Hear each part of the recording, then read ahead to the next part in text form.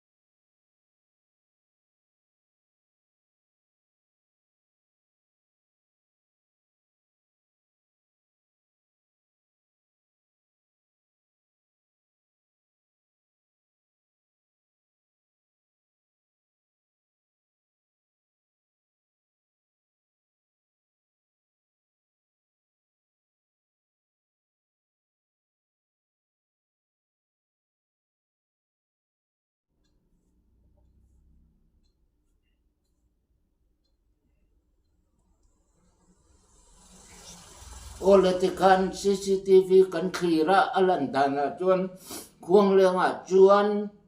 kamel bu unau khwal jin te hian anti bo lo in alanga ni in alanga CCTV atang chuan chu wang chuan mun tanga in ti bo ani mai theya khuang leng kho chunga chuan abo lo chiang maya i o thil re hi khiat tian ma in social media hian po thot lo turania hei khoming chiat theina le khomwal pho theina ni a khuang leng kan ming chia kan mual phowa do ta wangin thu chiang lo a wangin chu wang chuan hetiang hi ti to lo tu le ching to lo tu rin mi puite kan in nge nin kan in cha ani chuanin CCTV kan khira kan alam ta na chuan khuang lenga chuan abo lo chianga anni chuan an soi da na chuan motor bula pakhat aron kal choka apan choka i antia adar jat an soi po adik lo ani chutiang motor bula kala dinga ban chok po a lo alang lo frim ani chu wang chuanin do chu soi lo a in ti mual pho na i khop mi puite khotlang khop ming mera in ti ming chiat in ti mual pho theina ang chi chu social media hian thu chiang tak fin fian na kan nei ani lo chuan chin tam lo hi atha social media import thot lo involve thot lo hi atha ani ti kha mel bu ku nau te kan nen chau ni kan hore lo chau khuang leng mi pui te hian khotlang khuang leng khua hi kapi le kapu te tin ani a lal kha kal zel kani na angin ka khua le mi ka khua le tui mi pui te hian chu ma hian kan dem lo cheu kan ho lo cheu ani khotlang ayo in khuang leng khotin tu kha kal zel kani na angin ka khil ke du cheu ani mel bu ku nau te ha kan ho reng lo cheu amaro chu khotang po ni chela khatianga thil chiang lowa in ti thot zela ni chuan khotam tak chuan an huang chunga a khono pon